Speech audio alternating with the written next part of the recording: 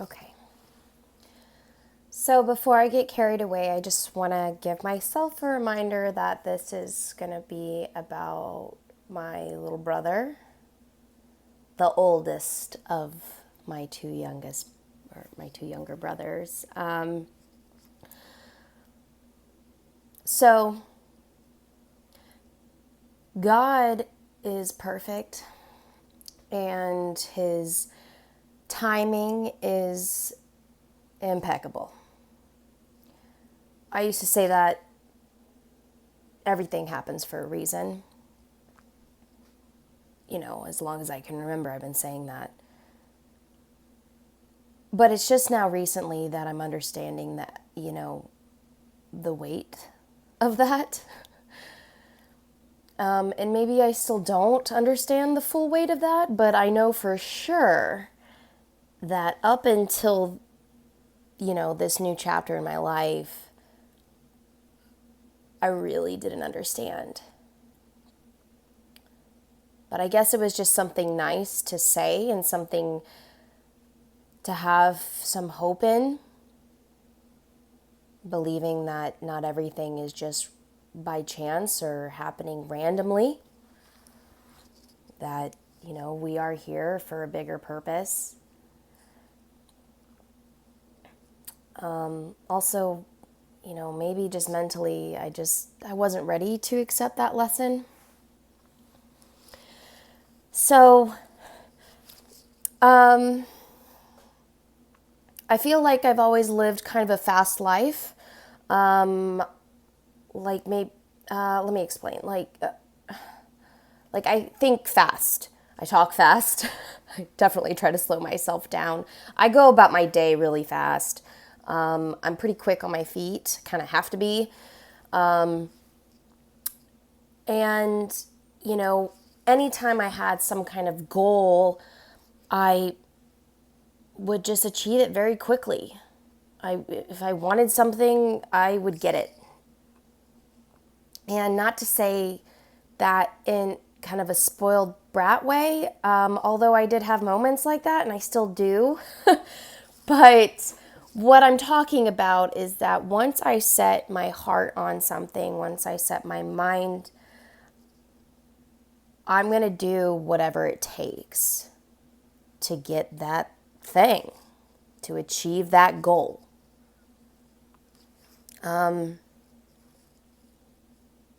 No one, I don't think anyone really taught me that. I mean, no offense to my parents, like, because I'm very blessed to have them as my parents, and I wouldn't change anything in my life. But that's more of something that has just always been inside of me. I honestly don't remember a single time my parents ever asked me if my homework was finished, if I cleaned my room, if I took a shower, did I brush my teeth. They never really had to monitor me. Maybe, like, obviously when I was much younger. Yeah, but I mean, after that, once I was like, oh, okay, this is what people do. You wake up and you brush your teeth and then you brush your hair and, whatever, the routine that you have. Once I picked up on that, I didn't really need them checking up on me. And then they realized they didn't really need to check on me. And so it just kind of dissolved, and I would just do what I needed to do. And there was just no question about it. I just did it. That's what I was supposed to do, and I knew it wasn't wrong. I knew it wasn't hurting anyone. And in fact, it was actually I had sort of a sense, and maybe I couldn't put it into words when I was younger, but I had this sense that, and this light is driving me crazy. Oh, am I going to make it worse? Oh my gosh. Maybe I should block it like that. Ah, perfect. Okay. No! So I got to sit up. That sucks. Okay. So, you know, I just knew that these things were like going to help me be a good person, I guess. Well, like, I don't know. I think I also had a fear that I didn't want anyone to think that I had like smelly breath or that I stunk or that, I don't know, whatever. I just knew that these were the things I had to get done. Very simple things. And then obviously as I got older, my parents started telling me about college and things like that. Mind you, always in the back of my head has been horses, always. And I've always been drawn to animals, but especially to horses. You know, I don't want to get into the whole long story because I'm focusing on Randy, but it's kind of important that you know the background. And so, long story short, which is such an understatement, God started my story long before I was born. Long before my parents were born and their parents, and I really don't know. I don't know when God was like, I need this person for this, and this is who it's going to be. And that was me. And I don't know when he had that thought. I just know it was definitely a long time ago. And so he set literally every little detail and piece of my great-grandparents' life, of my grandparents and my parents' life, and everything that happened before I was born, and then continuing on to today. He has set every little detail up perfectly so that I can succeed. And the thing is that I'm no more special than anyone else, but there's different roles that need to be played out, and I'm the perfect candidate for this. And so God has made maneuvers, written the script, however you want to put it, but he has set it up to where I just have the perfect scenario, the perfect body, the perfect mind, everything to make sure that I'm able to fulfill this role. Now, with that being said,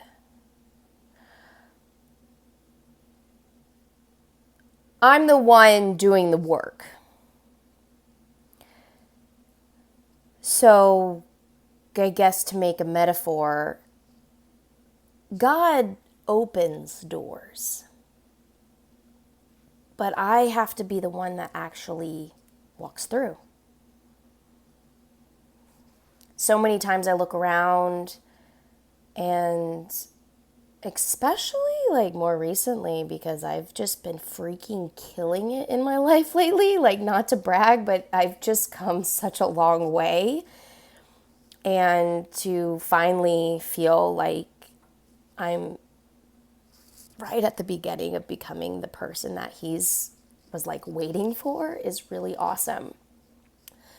And so I see a lot of, and I'm approached by a lot of people that are really unfulfilled in their lives, and they're really dissatisfied, and they're lost, and they don't know what to do, or they know what they want to do but they don't know how, or whatever.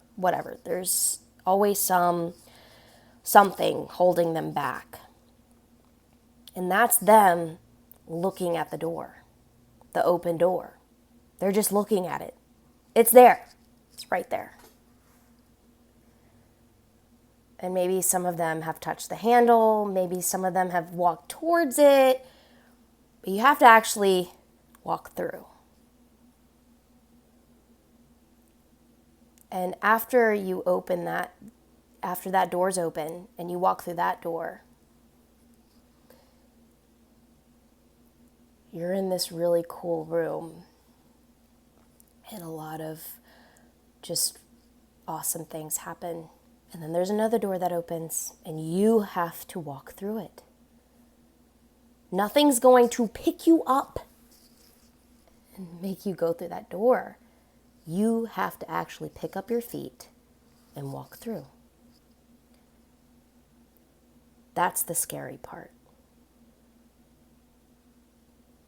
But as someone who has walked through the door, one, I'll tell you, I'm still terrified. But I'm having a lot of fun. And I can say I've never been happier. That's for sure. And just more and more opportunities keep coming my way. And it's my responsibility and sort of my obligation maybe to walk through those doors, take those opportunities. Though, I mean, because these things are like specifically set for me, and there's opportunities specifically set for certain people, and you have to grab them. So anyways, my little brother. This, I don't know if I'm going to turn this video situation into a big series, but God has been calling upon me, my whole life, but especially really loudly recently, specifically last night and this morning, to talk about my little brother.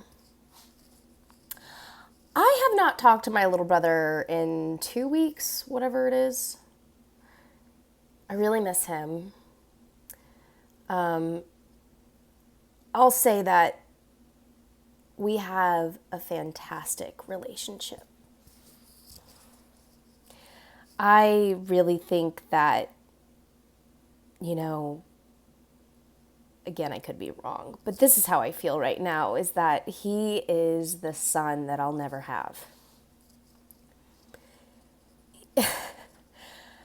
I was so excited when I was there when my mom found out that she was pregnant. I remember specifically that I was in the bubble bath and I ran out and she told me, and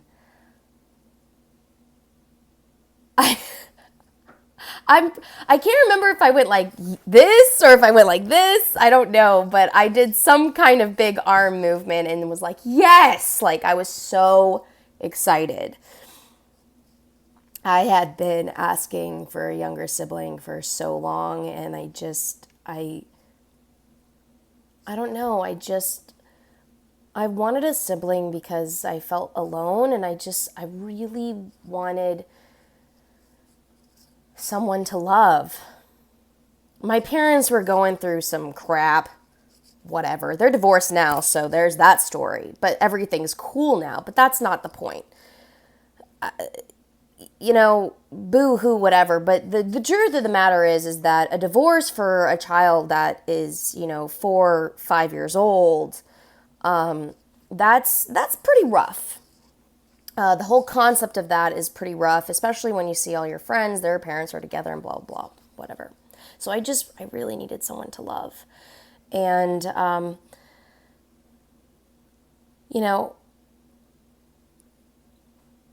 I got a picture of them sticking the thermometer up his butt. It was great. Those like those slim cameras that it was kind of like a Polaroid. I don't remember what they were called, but they were like those slim guys and a thin Polaroid that almost looked like a Band-Aid came out. I remember doing that. First sister moment ever. And I'll try to wrap this up while getting the point across of how much he means to me.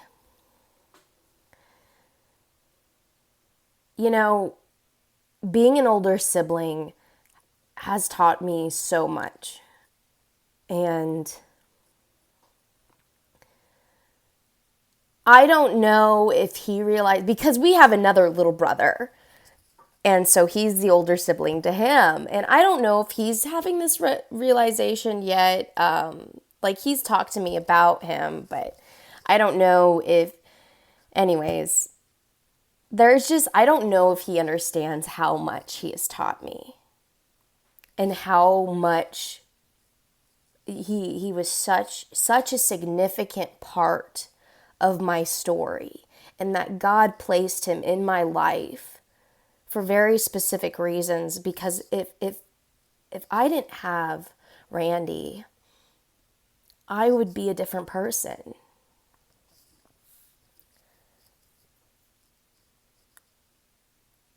I really cannot explain how much he means to me. You know, he's 6 years younger than me, but in my memory, especially when I was in high school,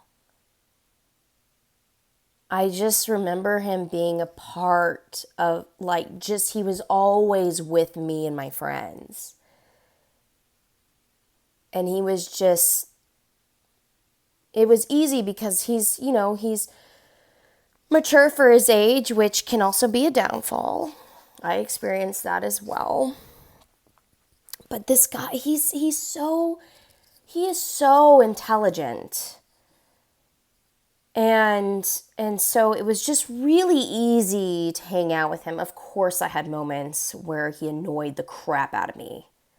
Of course, we had our fights. We had, it ranged anywhere from just a little whatever spiff to full blown not talking to each other, which really hurt.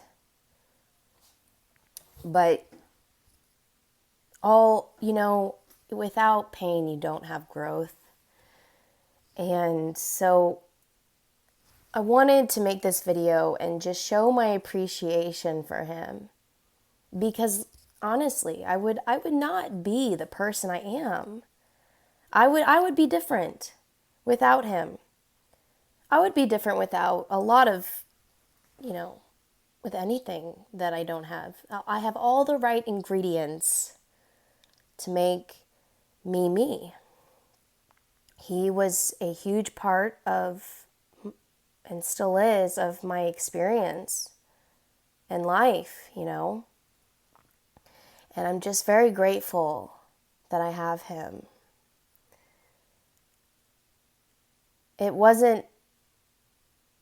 I did not realize that this person was watching every move I made until we were living in this this really nice townhome. Our dad had just gotten remarried, and thank God he's not with that lady anymore, but whatever. We were walking in I think we had actually gotten into an argument with her, and I said, I'm taking him and we need to go cool off and go on a walk. So we started walking, and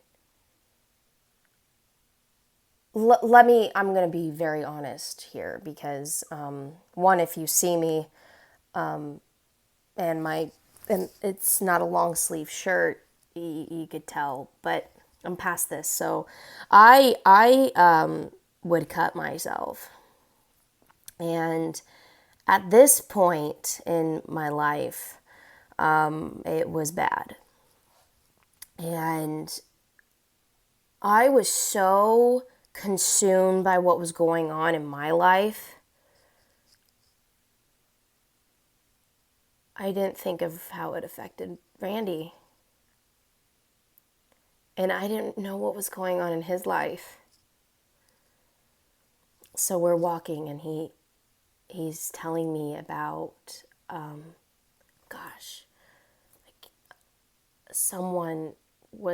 he got bullied when he was younger. That quickly changed, but he got bullied, pretty badly, and I didn't really know about it until this walk. And he was just kind of telling me how he was really upset and sad, and he felt alone, and he should just do what I do. And I was like, what? What do you mean what I do? He's like, well, you hurt yourself, so, you seem to know what you're doing, so maybe I should hurt myself too.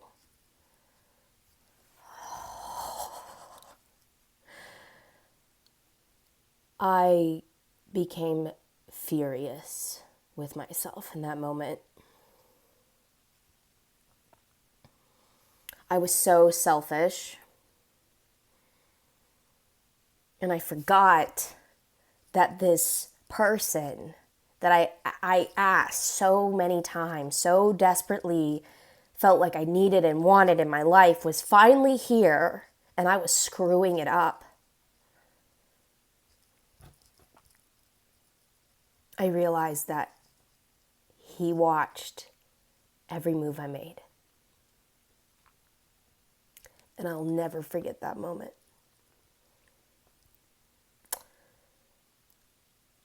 It's a whole story because that happened 10 years ago. And I could tell you the whole 10-year story from then till now. But let's just watch the drastic change instead, and I'll hop to now.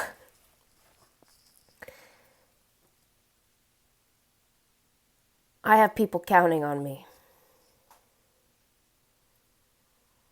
I have to continue to walk through those open doors. I have to continue to recognize what my open doors look like. I have to continue to grab opportunities that God presents me.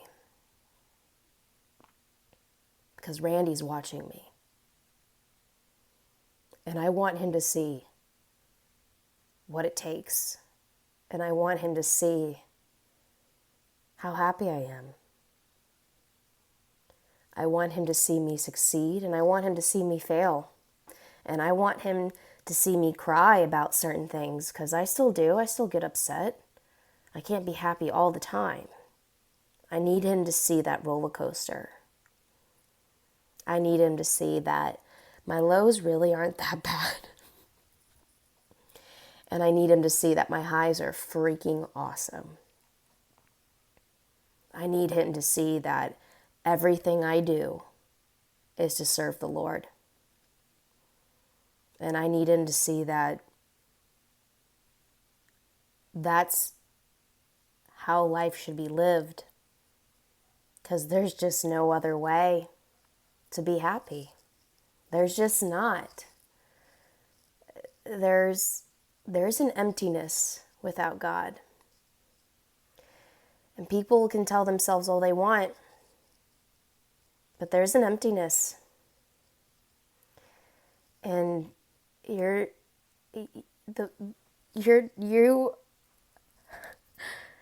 going to limit your fun, you're going to limit your love, you're going to limit your experience, you're going to limit your joy, the good, all the positivity. You're going to limit all of that if you don't have God in your life. And so this morning and last night, God called me to talk about Randy. I'm so blessed. I'm not lucky. I'm blessed. I'm blessed that I have such a cool dude as my brother. I wouldn't change it for the world. So, I don't know what you'll get out of that. That's what God told me to do today. So that's what I did. I don't know if he did that because there's someone else out there who really needed to hear that, or I don't know. I did what he asked me to do, and now it's out there. So I hope y'all enjoy the rest of your day, and I hope you have just a fabulous life and all that jazz.